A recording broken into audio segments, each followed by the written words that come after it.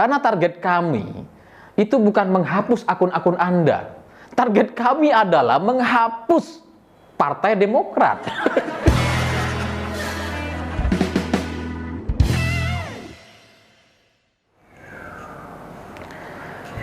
Kita mungkin bisa pura-pura percaya dengan kebohongan yang disampaikan oleh orang lain.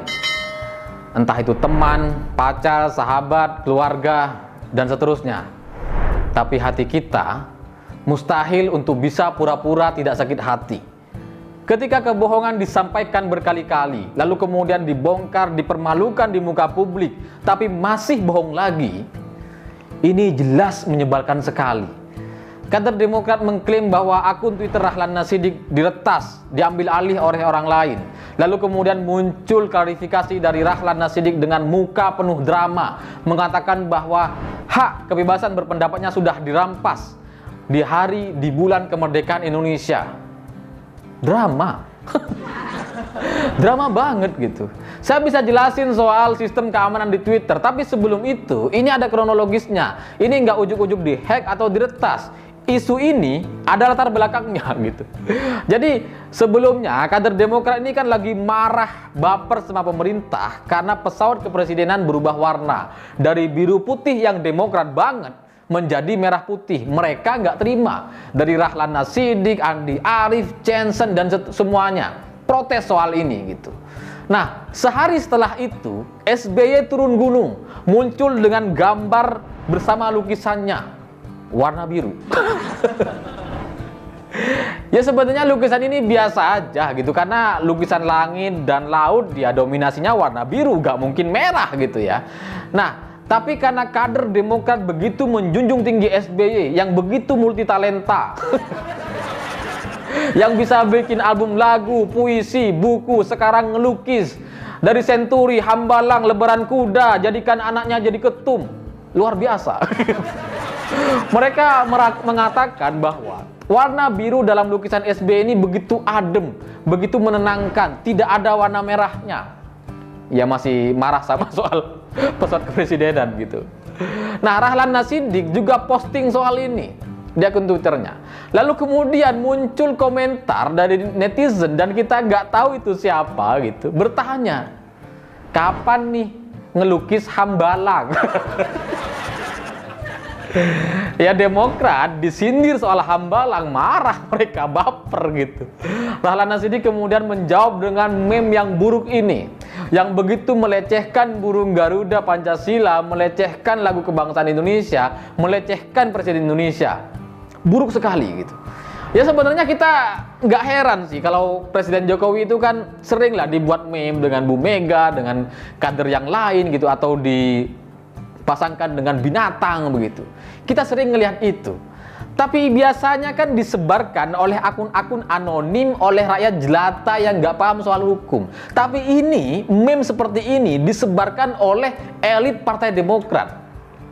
Maka wajar kalau kemudian netizen protes soal ini. Nggak ada yang bisa bela Rahlan Nasidik dari kesalahan ini gitu. Setelah dihujat banyak orang, lalu kemudian tweet ini dihapus. Dengan harapan isu ini stop sampai di sana, karena udah nggak ada lagi komentarnya gitu, sudah dihapus. Tapi sayangnya netizen sudah terlanjur banyak yang capture dan bahkan ada videonya. Ada yang memvideokan tuh asal usulnya gitu, dari mulai gambar Pak SBY dengan lukisannya, kemudian dikomentari, lalu dijawab dengan Rahlan Nasidik dengan meme buruk yang tadi gitu. Jadi nggak bisa Rahlan Nasidik atau Demokrat ngeles bahwa itu editan, oh itu bukan Rahlan, oh itu bukan kelakuan kader kami dan seterusnya. Nggak bisa, karena sudah nggak bisa di stop sampai di situ. Ya ibarat mantan itu sudah terlanjur nyaman dan susah dilupakan begitu ya. Maka mereka Demokrat ini main strategi selanjutnya gitu, pura-pura diretas, pura-pura dihack. Ya tujuannya supaya orang percaya bahwa itu bukan kelakuan Rahlan Nasidik, sehingga kalau diproses hukum Rahlan Nasidik nggak bisa disalah-salahkan. Itu tujuan utamanya gitu. Tujuan selanjutnya ya untuk orang-orang yang tidak tahu soal kronologi ini, itu harapannya mereka bisa mendapatkan simpati, seolah-olah orang Demokrat ini dizolimi oleh penguasa. Narasinya ya narasi kayak gitu, narasi-narasi basi gitu. Tapi pengakuan ini, narasi semacam hack atau diretas ini nggak logis gitu. Karena mari kita bongkar. Kalau benar itu adalah akun yang diretas oleh orang lain, bukan Rahlana Siddiq, itu kan tujuannya nanti meme ini bukan diposting oleh Rahlana Siddiq. Pertanyaan saya, kenapa itu dihapus?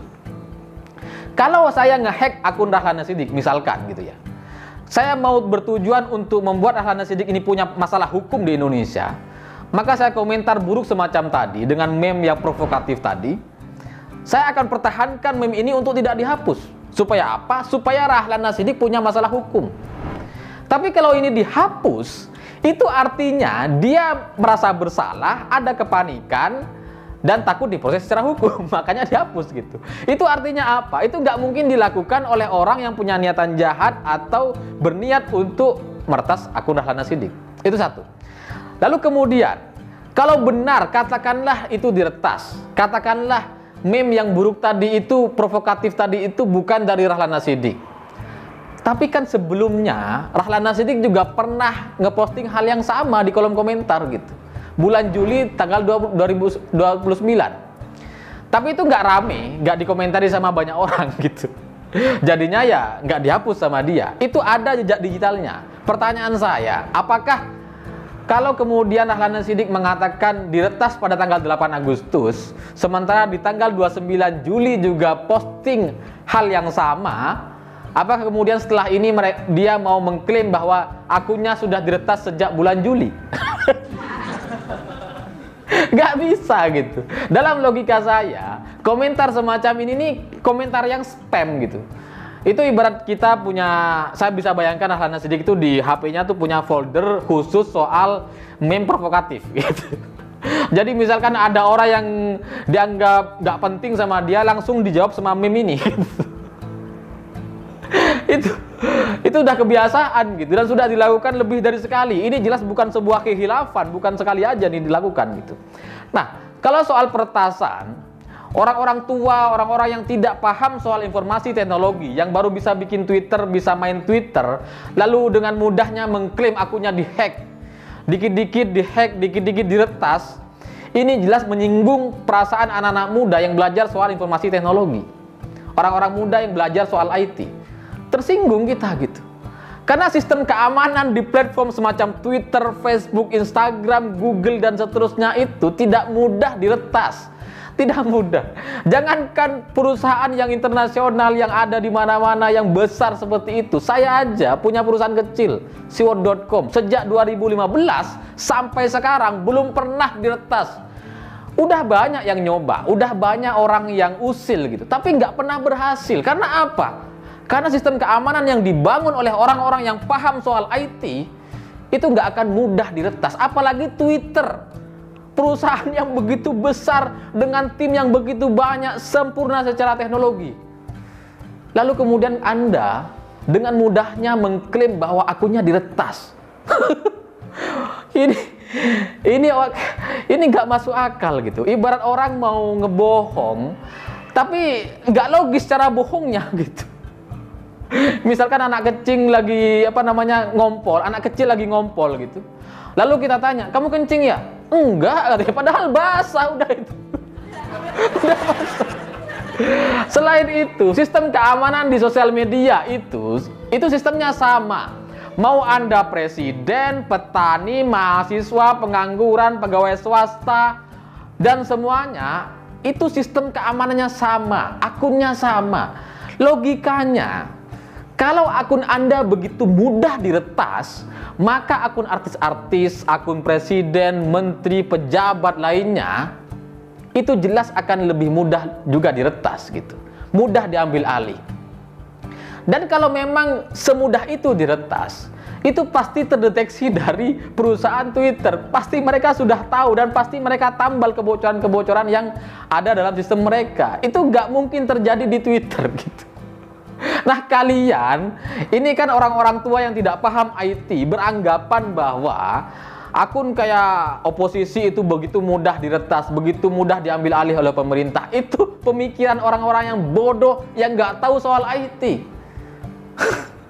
begitu mudahnya mengklaim pemerintah bertanggung jawab soal ini, bertanya kepada Menkominfo dan seterusnya. Apa coba? Lagian ya, kalau memang pemerintah mampu untuk menghapus atau mampu mengambil alih akun-akun Twitter, itu pasti udah banyak orang diambil alih, gak cuma dari Demokrat gitu, pasti banyak yang sudah diambil alih. Jadi kalau kemudian Demokrat merasa bahwa kita mau menghapus atau membungkam akun-akun Twitter Partai Demokrat, itu jelas Anda salah paham gitu. Karena target kami itu bukan menghapus akun-akun Anda. Target kami adalah menghapus Partai Demokrat. Caranya gimana? Dengan membiarkan Anda terus berkuar-kuar tiap hari gitu. Dengan Anissa Pohan ngomel-ngomel, dengan AHY yang ngomel-ngomel, dengan Ibas yang nggak jelas, dengan Rahlan Nasidik, Andi Arief yang kadang-kadang tweetnya tuh kayak orang sakau gitu ya. Dengan terus dibiarkannya kader Demokrat berbicara di sosial media, itu adalah cara kami untuk memastikan 2024 Anda semakin tenggelam gitu. Kalau Anda diblokir, kalau Anda diretas dan kemudian nggak bisa beraktivitas lagi, saya kan nggak bisa dapat konten. Kita nggak bisa menggiring Anda ke dalam jurang kekalahan gitu. Gak bisa. Jadi salah bahwa kalau ada kepemahaman bahwa seolah-olah kita pemerintah atau pendukung pemerintahan yang dianggap buzzer itu ingin menumbangkan akun-akun oposisi atau akun Demokrat, salah gitu. Dan gak ada ceritanya akun sosial media kemudian diretas dan kemudian diambil alih dengan mudahnya gitu, nggak ada ceritanya gitu. Yang bisa dilakukan adalah dalam sebuah sistem itu report massal, pelaporan secara besar-besaran. Dalam titik tertentu, dalam angka tertentu, laporan ketika sudah mencapai 100.000 laporan atau ribuan laporan, maka otomatis akun itu akan disuspend. Itu juga yang terjadi kepada siwo.com atau website lainnya. Ketika tidak mampu diretas, maka traffic diserang dengan traffic besar-besaran. Supaya apa? Supaya sistemnya down. Itu cara yang klasik begitu. Nah, itu juga yang terjadi kepada akun-akun buzzer RP yang diklaim oleh Demokrat itu, seperti Denny Siregar, Ade Armando dan seterusnya. Di report massal tumbang. Nah, akun Rahlan Nasidik bukan tumbang gitu. Diklaim diretas, berubah nama. Berubah nama, kemudian berubah nama lagi jadi Rahlan Nasidik, tapi masih dikunci akunnya. Apa gitu? Anda tuh bohong gitu. Kebohongan yang sangat luar biasa ini. Jadi pesan saya kepada Demokrat, saya jadi teringat dengan kalimat dari Muhammad Hatta gitu. Tidak cerdas itu bisa diperbaiki dengan belajar. Tidak cakap bisa dihilangkan dengan pengalaman. Namun tidak jujur itu sulit sekali diperbaiki, dan Demokrat benar-benar sulit untuk diperbaiki. Saya pikir itu, terima kasih sudah menonton. Begitulah kura-kura.